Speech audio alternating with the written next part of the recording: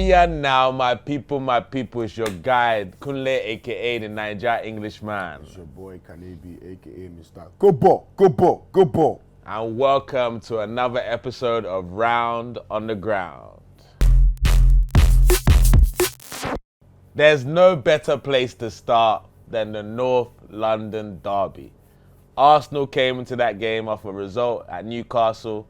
People were doubting them, but they answered the critics back with their first win at the Tottenham Stadium in 9 years. Kanebi, talk to me. What did you think of that game yesterday? Well, we saw a footballing lesson. It was men against boys. Arsenal definitely the most dominant team yesterday. First half masterclass, 45 minutes, and the second half they saw out the game because they had a very good defense. Tottenham, they played with 8 defensive players. They came to defend. Harry Kane dropping in deep.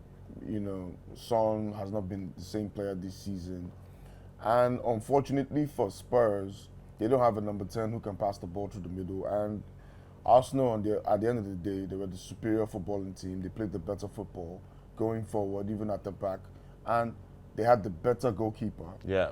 Lloris was a disaster. Ramsdale made so many key saves. And you could see the difference between both sides. It's just one team is a very good footballing team.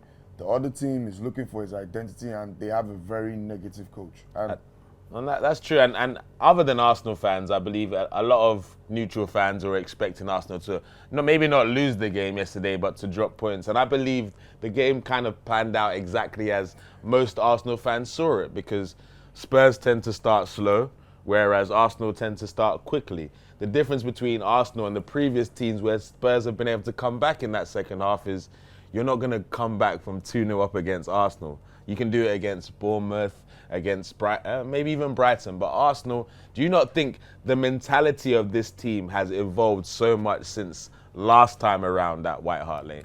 The funny thing is people keep looking at Arsenal with the last season's eye. It's not even about last season's eye. They're looking at it like with the last 10 years. If people don't know by now, this is the first Arsenal team to have ever gotten this amount of points at this stage of the season in their entire history. Facts. This is the first Arsenal team to have the best ever start in their history. They even have a better start than the Invincibles. So this is not anybody who is looking at Arsenal right now with the same bias like they always did, they're in for trouble.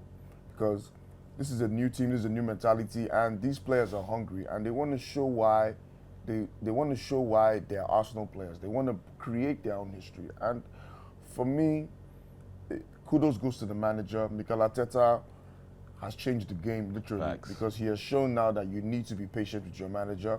You need to back your manager. You need to be supportive. And the fans need to also come together.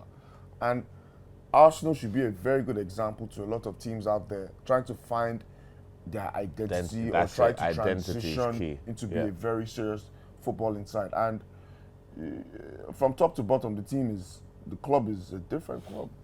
You're right. And one particular player, obviously we held Ramsdale because exceptional, different types of saves that he came in yesterday. But a player that completely epitomizes this new Arsenal, this new Arteta regime is the captain, Martin Odegaard. Yeah, the captain. And I would say that one thing Arsenal fans were kind of on him for prior to this season was getting the goals and the assists, because he was playing well, getting involved in games. But now, what do you think the main difference is? Why has he been able to be so effective in games now? The main difference is he's now turning into the footballer that Real Madrid spent all that money for, who Arsene Wenger thought he was always going to be. I mean, You have credit to Arteta for that? Yes, you credit Arteta for that. And at 15 years old, he went to Real Madrid. They said he was going to be the next big thing. Now we are seeing what it is now. He's 24. He's, to me, the only player that is better than him right now in that position is KDB. Apart from KDB, there's no midfielder right now better than Odegaard in the Premier League. Odegaard, assists, goals, he's leading by example. He's not a vocal captain, but he leads with his football. Yeah. And that's the main thing. And for me, I'm not going to lie to you, Arsenal have replaced Fabregas. And what a player he was. Yeah, and what a player he was. So Odegaard is giving me that Fabregas vibe in terms of he's scoring the goals, he's leading from the front, and he stays fit. And it's so funny because a lot of the fan base, and me included at the time, was very much more let's get in Maddison for 70 million I at the always time. saw a player. But there was no the doubt was never, is he a player? It's when is it going to be unlocked? Because everyone saw the ceiling of Odegaard, but he went to Real Madrid, it didn't work out. Loan for loan for loan. But as you said, he's got a home now. He's got a manager that believes in him, and now he's club captain. And it's also as well a lesson to Arsenal. Arsenal fans. I'm not talking about you, but a lot of Arsenal fans out there who feel that the transfer window or spending money is always the answer. Our front three cost 7 million. So sorry for saying our. The front three cost 7 million. Their best players are all cheap. Apart from, let's say, the 30. If you look at Zicheko is 30 million. Jesus is 45 million. Great That's business. cheap compared to today's market. And you have to give it to Edu and give it to Arteta. They have gone about their business. Yes, they lost out on Modric, but the money Chelsea put in for Modric was ridiculous. And to me, I saw it as a political transfer. At the end of the day, the owner of the club is best friends with Shakhtar owner. So it is what it is, right? What it is, and so. I don't think any Arsenal fan is talking about Mudryk now. But to close on this, the derby matter, what next for Tottenham? Conte's there. He's clearly not going to get that much money in this January window. They're on the decline. Are they even going to get top four? Do they even have much to play for this season the way they're looking right now? Like, I think what's he might next leave for at them? the end of the season because he spent more money than Arsenal. He spent 172 million pounds in a short space of time. Arsenal spent at 121, and he has spent 172. He's brought in the likes of Richarlison. He's brought in Bentancur. He's brought in Kulusevski. Bissouma. He's brought in his players. So there's all these excuses he's giving. It's simple and plain. He's a negative coach. You cannot be negative in the Premier League. It doesn't work. Teams go into games thinking they have a chance. Yeah. Do you understand? And Tottenham concede 2 goals in every game.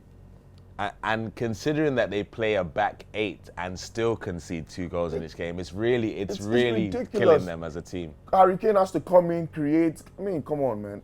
I don't know. For me, they look like a poor man's version of Atletico Madrid. And I don't know. I can't relate to. I don't understand what is going on there. He's a good manager, but for me, like I've said, Tottenham is a very negative side. And to be honest, if they're not careful, they could lose all their prize assets this summer. But we'll see. Can it be? We've got to talk about the first derby that was this weekend, which was the Manchester derby. And if you remember our predictions last week, I don't think either of us picked Manchester United to win that game. But they won the game. And the question that everyone is asking, and a lot of the fan base are getting gingered and excited about, is, are Man United in the title race? Yeah, in the title race. But Arsenal winning has kind of like put Man United back a bit because Arsenal is now 9 points from them. So them winning, and if they win next weekend against Man United is not in the title race anymore for me. So, well, if you look at it this way, if everyone's saying that City are going to win the league, Man United are 1 point behind the what City. of Newcastle? People are they haven't not in the title race too? Well, Newcastle are back in third. Of course, but at the end of the day, you can say Newcastle in the title race. Because if people are saying City are winning the league, bro, Newcastle are 2 points behind them. Man U are 1 point behind City. I think, so aren't these teams in the title race? I think realistically, Eric Ten Hag knows his team is still in transition. For sure. And he's not going to get carried away by the headlines. Obviously, newspapers, they want their headlines. But opportunities. United are back in the title race because, first things first, they've improved defensively. And Marcus Rashford is on fire, and Casemiro has brought a lot of discipline into that midfield. So you're looking at them, they're playing as a team, they're fighting for each other, but let's not forget, the goal they scored was offside.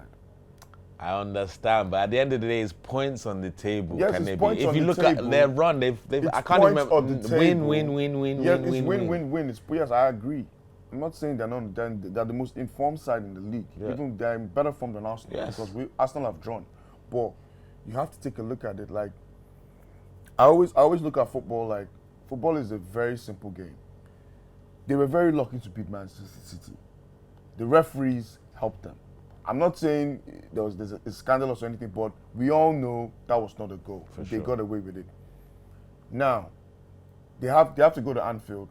They have to go to St. James's Park. They have to come to Emirates. They have to still play Spurs. They still have to play a lot of top teams. There's a long way to go. For me, Man U is going to make top 4. But challenging for the title may be out of their reach this season, just for the fact that they're still in transition mode.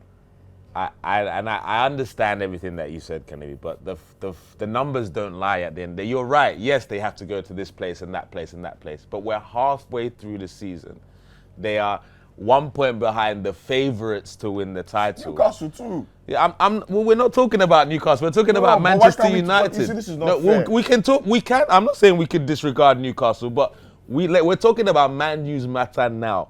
And regardless of where they need to go, halfway through the season, they're in a title race. If they beat Arsenal on Sunday, everything completely changes as well. It's still 6 points. It's just 6 points. But still, Arsenal came back from 12 points behind before at this stage of the season. Yeah, so Man U are in a title race. That's what I'm trying to tell you. I know Man U are in the title race. I'm saying that, but I think it's just a good headline. I don't really think they're in the title race. I don't think in their mind. They want to, yes, they feel they are in the title table race. says they are. Yeah, the table says they are, but Newcastle too. Newcastle is even a more dangerous team than Manchester United because what? Newcastle don't concede at all. But look, Man U have beaten Liverpool, Arsenal, Manchester City, Tottenham. They drew against Chelsea at Stamford Bridge. Like, even as dangerous as you say Newcastle is, you can't ignore these stats, can it be? So what happens? What happens when you have a player like Rashford out on the Europa League? The Europa League games come in. People said that about Arsenal when Jesus gets injured. What's going to happen? Think Arsenal and Man U are different right now because first things first, look at the goal difference. But also, nobody expected where Arsenal was going to be at this stage now, did they? So anything can happen. Arsenal have accumulated more points than any team in the top four. I agree, but nobody expected that, though. That's what I'm saying. Football can change at any moment. If they win on Sunday, the whole title race has come upside down, guaranteed. It's not saying they will win. I'm not. I don't. For me, I don't really see it. I just think that they're on good form. They are playing very well, but the title race, I don't know. I still think it's between Man City and Arsenal. Fair enough. And let's touch on City because regardless of, yes, we all know that goal was offside. A blind man could see that was offside. There's no explanation that you can give me why that goal was given. But it was given. And regardless of that goal, City, they don't look themselves this season. Is it me or is there something different that the Haaland things may be affecting them? Manchester City don't have the defense. It's very simple. Manchester City can't keep clean sheets. I said this every time in the show. They can't keep clean sheets. Arsenal now have matched up to their goal difference, and they even have a striker that scored 21 goals in January. So what we're saying, a makeshift back for every time. It's not your regular Ruben Diaz and Laporte and Walker and your Cancelos. He's changing his defense. He's playing Netanyahu. He's playing Akanji. Those guys, as good as they may look, they still will concede a goal. So let's be honest with ourselves. And Haaland in that game, he was dropping deep. When you have Haaland dropping deep, trying to get the ball, there's a problem. That is problems. There's a problem. So for me, and I think if you look at Man City too, they have won 3 titles. They have won the Premier League over and over and over and over again. To motivate those players year in, year out, is not easy mentally. So Guardiola, he's doing his best trying to motivate these guys. These guys might not be motivated anymore, but they might be fatigued. I think the biggest issue was letting the likes of Zinchenko, Sterling, Fernandinho wasn't replaced. These little things. I know I know they tried to refresh the squad, but these new players that have come in, the left back that they got's not really getting starts because maybe he's not quite ready. Calvin Phillips looks not quite ready to be part of that City squad. The only real signing that's shining, obviously the 2 forwards, Alvarez and Haaland, but that's not the City way. That they're used to spreading goals around the team, and this season it's not been the same. Yeah, I agree, but that's what happens. You have to sacrifice something to get something. That's just football, and they've changed the way they play. They've won the league twice without a striker. Now they have a striker. They might not win the league. It's crazy, but you never know. Their focus might be elsewhere, like the Champions League. But the Champions League for me is a roulette. Yeah. Especially with City and Pep. Russian roulette. You don't know what's going to happen. But Man City, I will still never write them off. You can't. I will never write Man City off. They can still go on the run. They have Spurs. And they're going to destroy Spurs. But the way Spurs are playing, that's going to be... I don't see Spurs getting any points from that. If they do, Well, look, at the end of the day, Spurs are City's bogey side. They took 6 points off them last season. But as you said, City are one side that can put together a 10-game winning streak and change and flip this whole thing around. And we're still in January. They still got a lot of oil money as well, so anything can happen. But as it is right now, Arsenal are 8 points clear. Serie A, Serie A, Serie A. We can't go through this episode without dedicating a mention to Victor Osimhen. Because that boy right now is one of the most feared attackers in Europe. Every single top team are looking at him right now. Where's he going to go? Can we see him staying at Napoli? Probably not. And the reason why is because his current form. Him and Kvaratskhelia or however you pronounce him. If I butchered his name, sorry. But that duo right now are killing the Italian league. I agree. But with Napoli hardly sell their big boys. Napoli hardly sell their big boys unless you're going to come with crazy money. Anybody that's going to come for Osimhen is going to probably break. He's going to probably be the most expensive African player of all time ever, and it's been a while before they break that record. And I'm thinking about the numbers might be close to 150. But with the market, right, you can't rule it out. You're right. Napoli's owner is known to be a shrewd businessman. Yeah. Players only leave on his terms. Yeah. But there's mad clubs out there that want to pay mad fees. Yeah, and the only clubs that can pay those fees are Premier League teams, and maybe PSG. But which Premier League team is going to drop 150? Maybe Man United. Man United can maybe do it. Man United might do it. Chelsea might do it. Newcastle might do it. Newcastle still have Callum Wilson and Isak. Yeah, but if they make the mistake of getting Champions League football, things might change. Arsenal might do it. You never know, because Arsenal have money too. But exactly. With next season, Napoli is always a tricky place to go and buy players from. Facts. But for me, I'm not going to lie. If there's any player I want in that team, Osimhen is a very good striker, but I like Krava. Krava is a very good player. He's a very top winger, and players out. A team like Liverpool could go for Krava too. Yeah. Because right now you're looking at the likes of Salah. Salah is getting to the late stage of his career where he's not really as effective. Krava is a very, very good player, and Osimhen too is a very. In fact, Osimhen is the hottest striker right now in Europe. Real talk, and I love how you've narrowed the name down to Krava. I can get away with Krava. That's easy. That's easier to pronounce. But he's the definition of great scout work. He cost Napoli 9 or 10 million or something like that, and he's got 7 goals and 9 million. No, they spent a lot of money on him. On Kvaratskhelia? Okay, I thought you were talking about No, Osimhen. not Osimhen. Yeah, on Krava. Yeah, they spent 9 to 10 million on this guy. And he's got 7 goals and 7 assists. He's replaced what's the name of this guy that left now? It's Insigne. Insigne. 7 He's even goals, a better 7 player assists. than Insigne for them. 100% better. Like, Osimhen has 16 goal involvements in 17 games in all competitions this season. Krava has 14 in 15. Is there a more dynamic duo in European football right now? I don't think so. And right now, the way they are playing, wow, it's looking crazy. Napoli might actually win their first Scudetto since the days of Maradona. 33 years, bro. And wow, I'm happy for Osimhen. I hope he keeps on. I was one of the guys who last season I always thought that he still needed a little bit of more polishing to work on his goal scoring record, be more prolific, and he has improved so much. He's looking like the next Drogba. 100%. He's added more. That's a perfect example. Added so much to his game. I love strikers that they can even work without any service. They can create their own havoc, and that's one thing that Osimhen did. His pace is scary. His power is scary. His leap is scary. If you watch the game, Juventus against Napoli on Saturday, it's not an easy game, bro. Like, Juventus have come on the back of 8 clean sheets, 7 wins after a bad start in the season, and they hit them for 5 goals to 1, 2 goals and an assist for Osimhen, an assist and a goal for Krava. Like, nobody would like to play Napoli right now. Literally, the most exciting team in Europe right now. Well, there's not only one Spaniard doing things in Europe. It's not only Mikel Arteta, another guy that started at the same football academy, La Masia.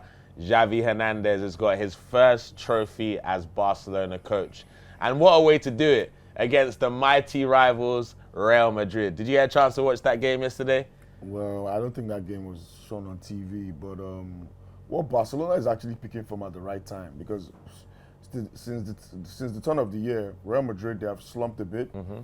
And I think that's due to the fact that Benzema has had a couple injuries. And Vinicius isn't yet back from the World Cup. But Barcelona right now, they're playing very well. Gavi is playing well. Pedri is playing well. And Dembele is playing very well. They seem to be finding that synergy amongst the group. And this is their first trophy without Messi in the 21st century. Wow. It says a lot, so it's good for their confidence, beating Real Madrid. And Xavi hasn't lost to Real Madrid. This is the second time he's beating Real Madrid. So... Oh, he has lost. Oh, he has lost. He lost at the beginning of the season, sorry. So, we're seeing a Barcelona team that is growing. I would like to see what they'll turn out to be like maybe next year or year two. They kind of remind me of Arsenal, the same way where they have young players. Transition. And there are some old players who are from the old regime that they're trying to move on, but these young players are carrying the team. And I'm impressed with the work Xavi has done so far. He's definitely a good coach, although they could have shown this kind of quality of football in the Champions League. Exactly. Do you understand? Because now they're in the Europa League, they have Manchester United, and I don't know. I think Manchester United might be a very dangerous opposition for them right now. I'm not going to lie. When it comes to Xavi, as much as I see the potential as a coach, I do believe the dip in quality of the other teams in La Liga of late has allowed Barcelona to kind of find their feet. Because if some of these other teams were capitalizing on them, not really knowing what they're doing first half of the season could look different. But we're here right now. And Barcelona, as you said, they've got into good form. Real Madrid look a bit lost now, and I'm surprising with Karim coming back into the team. But at the end of the day, Real Madrid are Real Madrid. Yes, they've lost this final, but that's not going to have any sort of consequences on the La Liga title. I don't think they care about the Spanish Super Cup. Real Madrid is all about the Champions League. They don't even care about La Liga much. So, but at the end of the day, it's two heavyweights. They're the best two historical clubs in world football, and Barcelona came out on top. And I would like to see Barcelona progress more, because we've actually missed Barcelona, in world football. They haven't really been, since Messi left. In fact, even when Messi was even there, in fact, since Neymar left, they haven't been the same, man. For sure. But the fact that they're bouncing back at the right time, who knows? Who knows? Man, you're in trouble.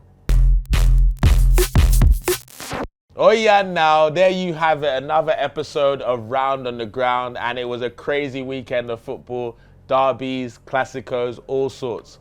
Arsenal 8 points clear, Napoli still top of the league, Xavi wins his first title as a Barcelona coach. It's been myself, Kunle, aka the Nigerian Englishman, and Kanebi, Mr. Go Ball. See you next week, feel the heat. Yep.